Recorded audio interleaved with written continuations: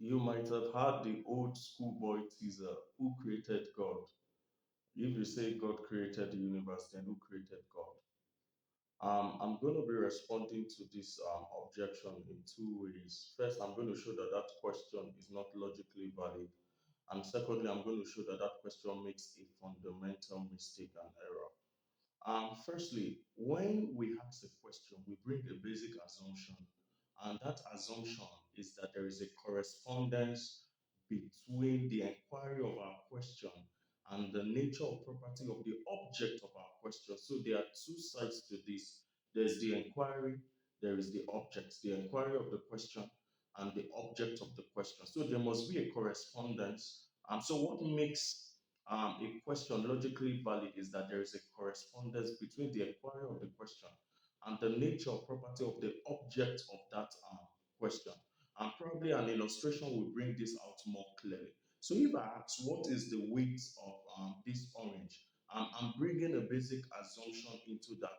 And that assumption is that the object of the question, which is orange, that oranges are the sort of objects that can be weighed. They are the sort of objects.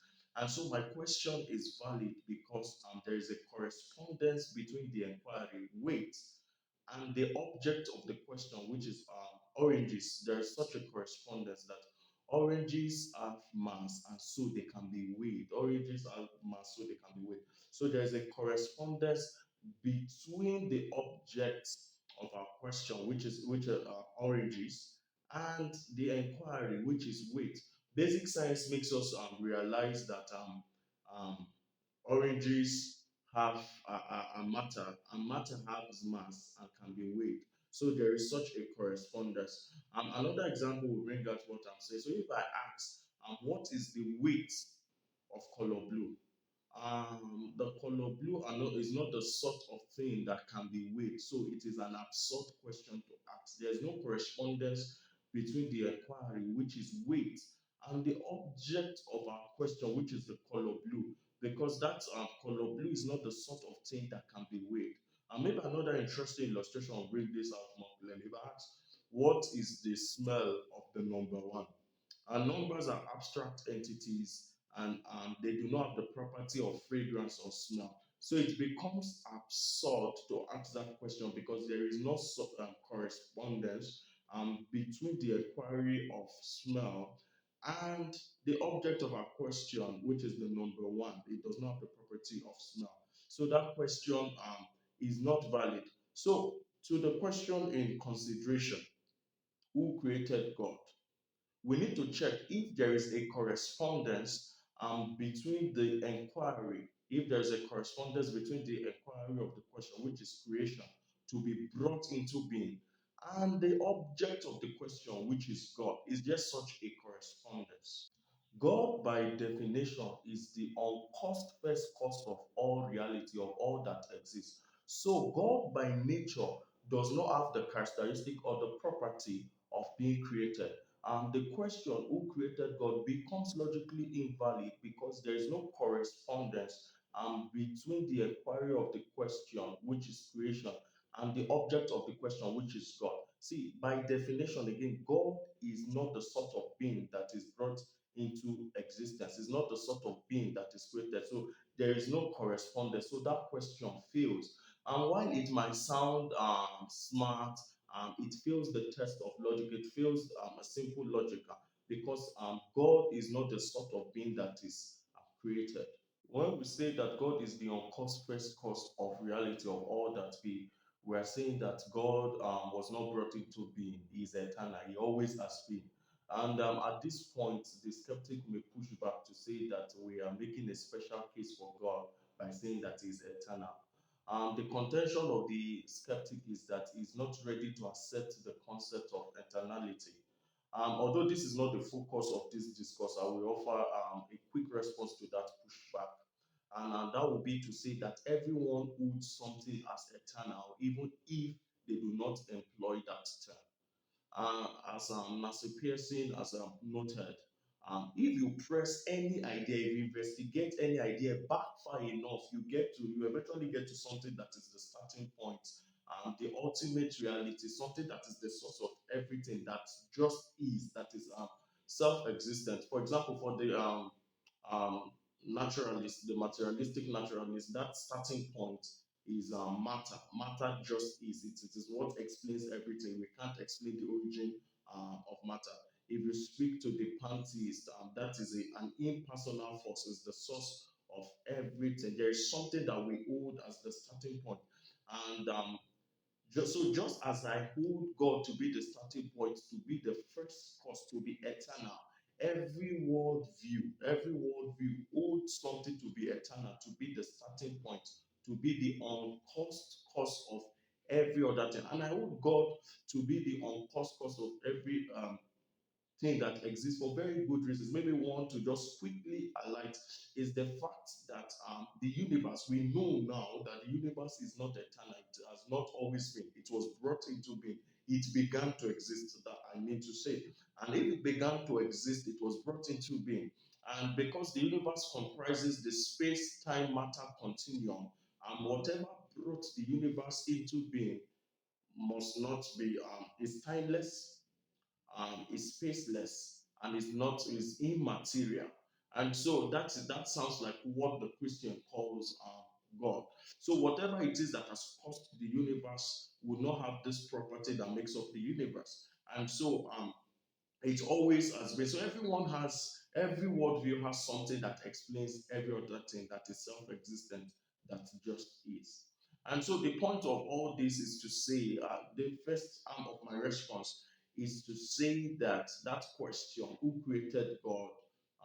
If God created the universe, then who created God? Is logically invalid. It is logically invalid because there is no correspondence between the inquiry, creation, and the object of that question, which is God, because God is not the sort of being that is brought into existence or that is created. So while it sounds smart, it feels simple logic. To the second half of my response. So the question, if God created the universe, then who created God, makes a very fundamental mistake. What that question is saying is that if we are going to accept God as the explanation for the universe, we must also have an explanation for God. This is actually faulty logic. We don't need an explanation for every explanation. For if we need an explanation for every explanation, then nothing could really be explained, as Dr. Craig has pointed out. Such a requirement will lead to an infinite regress of explanation. The implication is that before we accept an explanation, we need an explanation for that explanation, and then we will need an explanation for the explanation of that explanation. And so we go back on into infinity, and you can see where that leads us to. Its absurdity, and one could even argue insanity.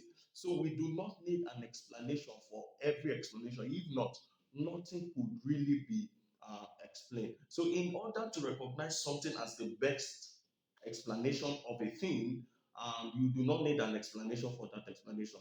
It just as that explanation just has to be sufficient to explain the details. I'm just putting this simply to explain the details of what you are trying to explain. Maybe an illustration will point out what I'm trying to say. So, if, for example, archaeologists find farming or hunting equipment during one of their explorations, it would be reasonable for them to suggest that this farming or hunting equipment are product of an unknown group of people who lived several years ago, and are not the product of sedimentation, because we know that sedimentation is not capable of forging um, farming or hunting equipment. So that even if the archaeologists cannot explain this unknown group of people, where they came from, who they are, it is reasonable and plausible to posit an unknown group of people who lived in that area many years ago to be the explanation for those farming tools, because we know humans are the sort of being who can design and forge and create farming or hunting tools, not sedimentation. So even if we are not able to explain that unknown group, it is a reasonable inference to say that that unknown group of people are the explanation for these tools that were discovered. Similarly, we don't need to be able to explain God for God to be the best explanation for the universe. And the being that Christians call God has the property of being spaceless, immaterial, and timeless. And we have good scientific reasons to believe that the universe is not eternal. It was brought into being.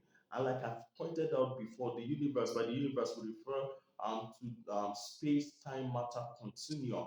And so, whatever has brought it into being must be spaceless because it brought space into existence. Whatever brought the universe into being must be immaterial and must be timeless. And those are the same properties that we say God possesses. And so, in summary, I've been able to show that this question fails. On two grounds, I've been able to show that this question fails. First of all, that the question is logically invalid because there is no correspondence between the inquiry of the question, creation, that is to be brought into being, and the object of the question, God. God is not the sort of being that is brought into existence. And secondly, I've been able to show that this question makes a fundamental mistake, which is the mistake that every explanation must have an explanation. And like we said, if that is the case, then nothing can really be explained and properly known.